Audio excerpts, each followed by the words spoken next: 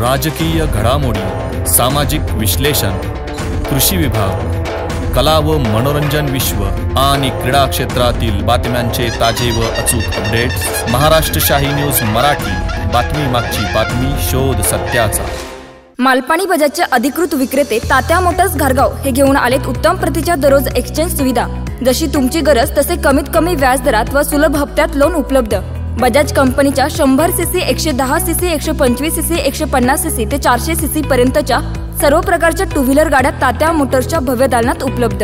आमच्याकडे आपणास उत्तम प्रतीचे स्पेअर पार्ट, समाधानकारक सर्व्हिस व इन्शुरन्स क्लेमच्या सुविधा दिल्या जातील। आपण आपल्या स्वप्नातील सर्वाधिक मायलेज देणारी आरामदायी गाडी घेऊ इच्छित आहात तर मग वाट कसली पाहताय? आजच संपर्क साधा तात्या मोटर्स घारगाव। आमचा पत्ता पुणे नाशिक हायवे उड्डाण पुलाजवळ, तात्या मोटर्स घारगाव, तालुका संगमनेर। प्रोप्रायटर गौरव आहेर। संपर्क क्रमांक 99 70 30 28 01। काय रे काय अरे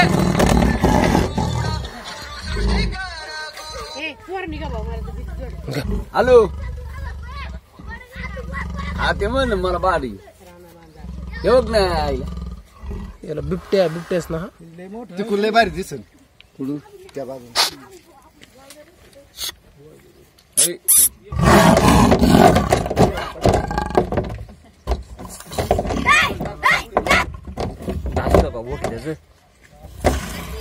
ए दानाजी, गेले 8 दिवस झाले अतिशय दुर्दैव अशी घटना आपल्या या पंचकृषीमध्ये घडली।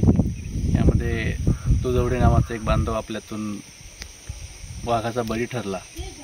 अतिशय ही मनाला एक काळजाचा ठोका चुकवणारी ही घटना। या घटनेबद्दल संपूर्ण पठार भागात एक दुःखाचं वातावरण आहे आणि आज 8 दिवसानंतर ही घटना झाल्यानंतर वन विभागाने खूप चांगल्या प्रकारे या विभागामध्ये काम केलं। ठिकठिकाणी पिंजरे लावले। आज एक त्यामध्ये नरभक्षक असा वाघ पकडण्यात आलेला आहे। मी वन विभागाचं आभार व्यक्त करतो, परंतु ज्या कुटुंबावर ही वेळ आली त्या कुटुंबाला जास्तीत जास्त वन विभागाकडून कशी मदत करण्यात येईल ह्या तालुक्याचे आमदार डॉक्टर किरण लामटे यांनीही त्यावेळी पिंजरा लावण्यासाठी वन विभागाला आदेश दिले होते। ते या कुटुंबाला भेट देऊन योग्य ती मदत करेल आणि आपल्या विभागाच्या सर्व नागरिकांना एक कळकळीची विनंती आहे की जरी एक वाघ पकडला असेल तर अजूनही जसं पेशे पाटलांनी सांगितलं त्याप्रमाणे अजूनही या ठिकाणी वन्य प्राण्यांचे, वाघाचे अस्तित्व काही ठिकाणी आहे, म्हणून सर्वांनी रात्रीच्या वेळी काळजी घेतली पाहिजे अशी सर्वांना विनंती करतो। धन्यवाद। आज 8 दिवस झाले शनिवारी रात्री वाघाच्या हल्ल्यामध्ये पप्पू बाळू दुधवडे ह्या युवकाचा दुर्दैवी मृत्यू झाला आणि तेव्हापासून खऱ्या अर्थाने महाराष्ट्र शाही न्यूजने जी बातमी लावून धरली त्याचा इम्पॅक्ट म्हणून सर्व वन विभाग कर्मचारी, शिंदे साहेबांसह सर्व कर्मचारी टीम आणि आम्ही स्थानिक नागरिक, मग आमचे मी असेल, भाऊसाहेब भिशे असेल, भगवानदादा काळे, त्याचप्रमाणे आमचे शिवाजी मामा फाफाळे आणि सर्वच खऱ्या अर्थाने ग्रामस्थांनी त्यांना सहकार्य केलं। खरं तर मला वाटतं एवढी मेहनत घेणारे कर्मचारी मी आतापर्यंत जीवनात कधी बघितलेच नाही। रात्रंदिवस रेस्क्यू करत असताना रात्रीच्या 11 वाजता 1 वाजता सर्व गाडी घेऊन ते पेट्रोलिंग करायचे आणि 7 आणि 9 पिंजरे टोटल त्यांनी आपल्या एरियामध्ये लावले होते। परंतु नुसतेच पिंजरे लावायचे, पण एक तुम्ही महाराष्ट्र शाही न्यूजने जे काही एक ग्रुप तयार केला आणि त्या ग्रुपच्या माध्यमातून लोकांना वेळोवेळी त्याची अपडेट मिळत होती।